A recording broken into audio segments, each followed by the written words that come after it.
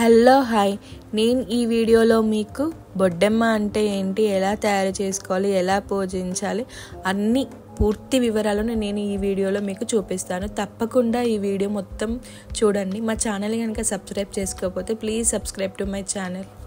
బొడ్డెమ్మ అనగా భూమాత. తెలుగు సంప్రదాయాలలో పంచభూతాల నుండి ఒక్కటైన భూమిని దేవతగా పూజించబడుతుంది. బొడ్డెమ్మకు పూజలు, ఆచారాలు ఎక్కువగా తెలంగాణ గ్రామీణ ప్రాంతాలలో చేస్తూ ఉంటారు. భూమి సారవంతంగా ఉండడానికి, పంటలు బాగా పండడానికి భూమాతను పూజిస్తారు. భూమాతను పూజించడం ఒక ముఖ్యమైన ఆచార్యం.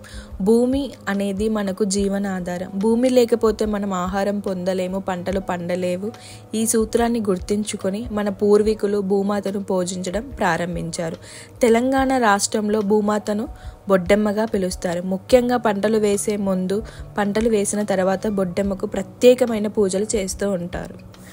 బతుకమ్మ పండుగలో బొడ్డెమ్మను పూజించడం ఎంతో ప్రాముఖ్యం కలిగినది. బతుకమ్మ పండుగ అంటే తెలంగాణలోని మహిళలు పువ్వులతో చేసిన బతుకమ్మను బొడ్డెమ్మకు నివేదించి ఆమెకు పూజలు చేస్తారు.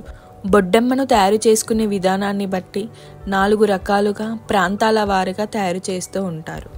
పీట బొడ్డెమ్మ, గుంట బొడ్డెమ్మ, పందిరి బొడ్డెమ్మ, బాయి బొడ్డెమ్మ. పుట్టమన్నుతో బొడ్డెమ్మను చేసి బహుళ పంచమి నాడు దానిని ప్రతిష్ఠించి దానిపై ఒక కలశంలా ఉంచి పసుపు ముద్దతో గౌరమ్మను చేసి పువ్వులతోనూ పసుపుతోనూ అలంకరిస్తారు. ఈ విధంగా ప్రతి ఇంటిలో చెయ్యకపోయినా గ్రామానికి ఒక్క గృహంలో చేసి అక్కడ అందరూ గుమిగూడి ఆడుతూ ఉంటారు. ఆ దృశ్యాన్ని చూస్తూ గ్రామస్తులందరూ ఆనందిస్తూ ఉంటారు. బతుకమ్మ పాటలు ఒక్కో ప్రాంతంలో ఒక్కో పద్ధతిలో పాడుతూ ఉంటారు. ఉయ్యాలో అని, కోల్ కోల్ అని, చందమామ అని, గౌరమ్మ అని పదాలు పాడుతూ ఉంటారు. పాటలలో లక్ష్మీదేవి, సరస్వతి శ్లోకాలే కాక అనేక పౌరాణిక గాథలైన శశిరేఖ, సతీ అనసూయ, కృష్ణలీల, సీతాదేవి వనమాసం మొదలైనవి కాక సారంగధర్య, బాలనాగమ్మకు సంబంధించిన పాటలు కూడా పాడుతూ ఉంటారు. భూమాతకు సంబంధించిన పురాణ గాథలు పూర్వకాలం నుంచి వస్తున్నాయి. ఒకప్పుడు రాక్షసులు భూమిపై ఉన్న సారవంతమైన భూములను నాశనం చేయాలని ప్రయత్నించారు. అప్పుడు భూమాత దేవతల రక్షణ కోసం ప్రార్థించింది.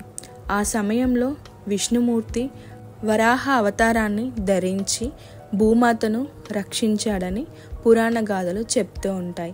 ఈ కథలో భూమాతను భగవంతుడి భార్యగా చూడడం జరిగింది. భూమాతను పూజించే పద్ధతులు గ్రామాన్ని బట్టి, ప్రాంతాన్ని బట్టి మారుతూ ఉంటాయి. కానీ ప్రధానంగా పువ్వులతో, పళ్ళతో భూమాతను పూజ చేస్తూ ఉంటారు. పంటల విషయంలో భూమాతకు ఇచ్చే మొదటి పూజ అతి ముఖ్యమైనది. దీనివల్ల భూమాత ప్రసన్నమయ్యి పంటలు బాగా పండుతాయని నమ్మకం. భూమాతను పూజించడం ద్వారా రైతులు ప్రకృతి పట్ల కృతజ్ఞతను తెలియజేస్తారు. మేమైతే ఇలా బొడ్డెమ్మను చేసుకొని అపార్ట్మెంట్ కింద ఆడాము.